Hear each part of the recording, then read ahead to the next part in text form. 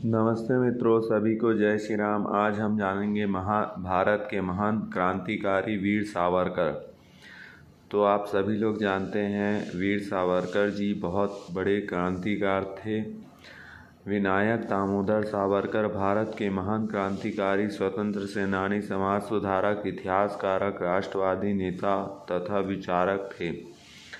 उन्हें प्रायः स्वतंत्र वीर और वीर सावरकर के नाम से संबोधित किया जाता था। हिंदू राष्ट्रवाद की राजनीति विचारधारा को विकसित करने का बहुत बड़ा श्रेय सावरकर को जाता है। वीर सावरकर को सिर्फ 25 बातें पढ़कर आपके सीना गर्व से चौड़ा हो उठेगा। इसको पढ़े बिना स्वतंत्रता संग्राम का ज्ञान अधूरा है। आइए जानते हैं कि ऐसे महान क्रांतिकारी के बारे में जिनका नाम इतिहास के पन्नों से मिटा दिया गया, जिन्होंने ब्रिटिश हुकूमत के द्वारा इतनी यातनाएं झेली कि वीर सावरकर के बारे में मैं कल्पना करके ही कायरों की सिहारना पैदा हो जाएगी, जिनका नाम लेने मात्र से आज भी हमारे देश के राजनेता भयभीत होते हैं, क्योंकि उन्होंने माँ भारती के निस्वार्थ सेवा की थी। वो थे हमारे परमवीर सावरकर जी। वीर सावरकर पहले क्रांतिकारी देशभक्त थे, जिन्होंने 1901 में ब्रिटेन की रानी विक्टोरिया की मृत्यु पर नासिक में शोक सभा का विरोध किया और कहा कि वो हमारे शत्रु देश की रानी थी, हम शोक क्यों करें। क्या किसी भारतीय महापुरुषों के निधन पर ब्रिटेन में शोक सभा हुई?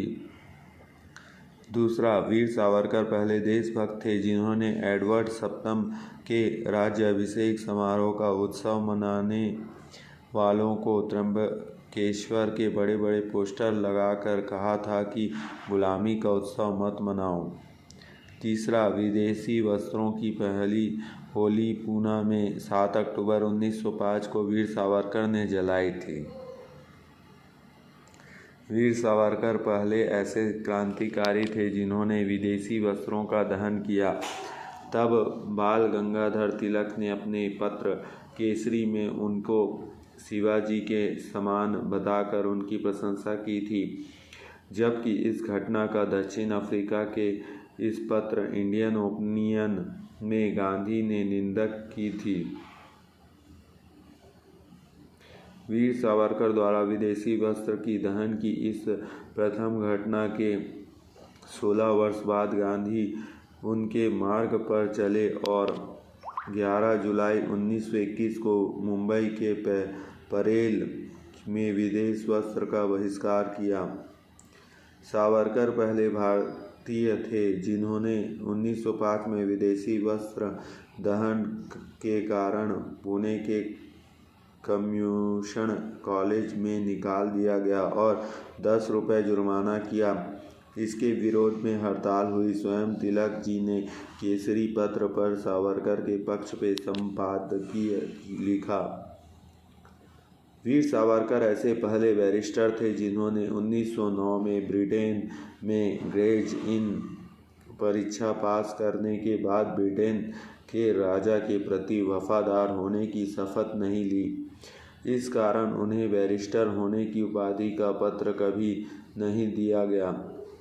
वीर सावरकर पहले ऐसे लेखक थे जिन्होंने अंग्रेजों द्वारा गद्दार कहे जाने वाले संघर्ष को 1857 का स्वतंत्रता समर नामक ग्रंथ लिखकर सिद्ध कर दिया।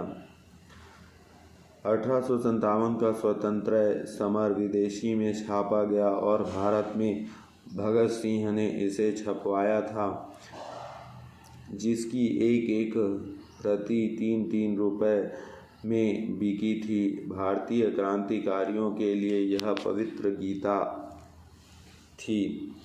पुलिस छापों में देशभक्त के घरों में यही पुस्तक मिलती थी। वीर सावरकर पहले क्रांतिकारी थे जो समुद्री जहाज में बंदी बनाकर ब्रिटेन से भारत लाते समय 8 जुलाई 1910 को समुद्र में कूद पड़े थे और तैरकर फ्रांस पहुंच गए थे।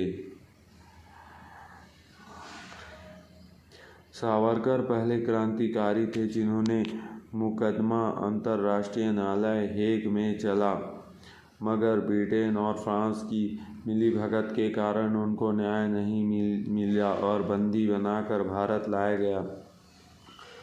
वीर सावरकर विश्व के पहले क्रांतिकारी और भारत के पहले राष्ट्रपति थे जिन्हें अंग्रेजी सरकार ने 2 आजीवन कारावास की सजा सुनवाई थी। 14वां, वीर सावरकर पहले ऐसे देशभक्त थे जो जन्म कारावास की सजा सुनते ही हंस बोले, चलो ईसाई सत्ता ने हिंदू धर्म के पुनर्जन्म सिद्धांत को मान लिया।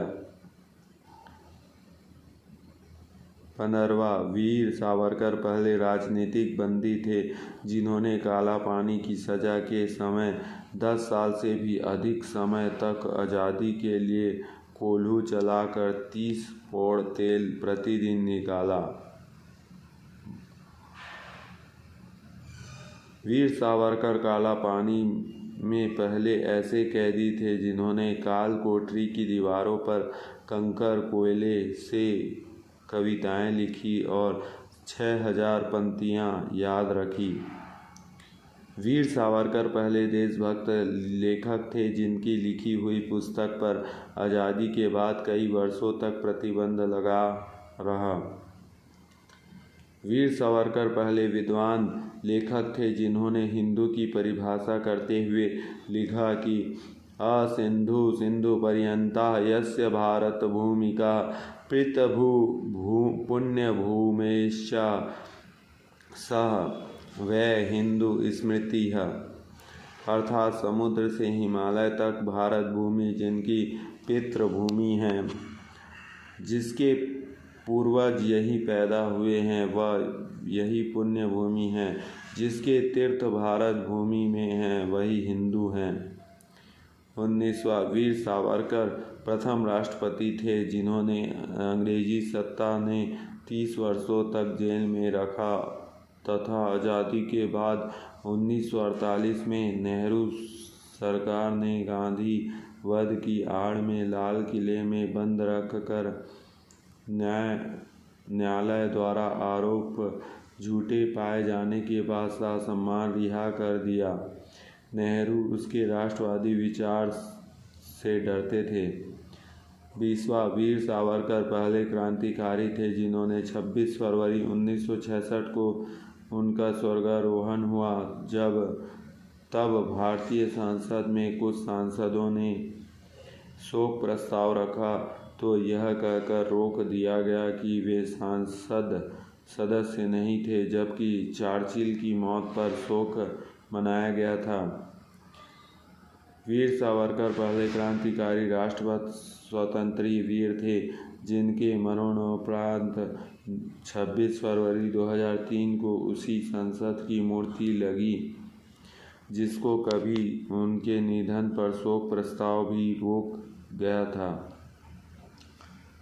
वीर सावरकर ऐसे पहले राष्ट्रवादी विचारक थे जिनके चित्र को लिए कांग्रेस अध्यक्ष सोनिया गांधी उर्फ एंटोनियो मोइनो ने राष्ट्रपति को पत्र लिखा, लेकिन राष्ट्रपति डॉक्टर अब्दुल कलाम ने सुझाव पत्र नकार दिया और वीर सावरकर के चित्र अनावरण राष्ट्रपति ने कर कमलों से किया।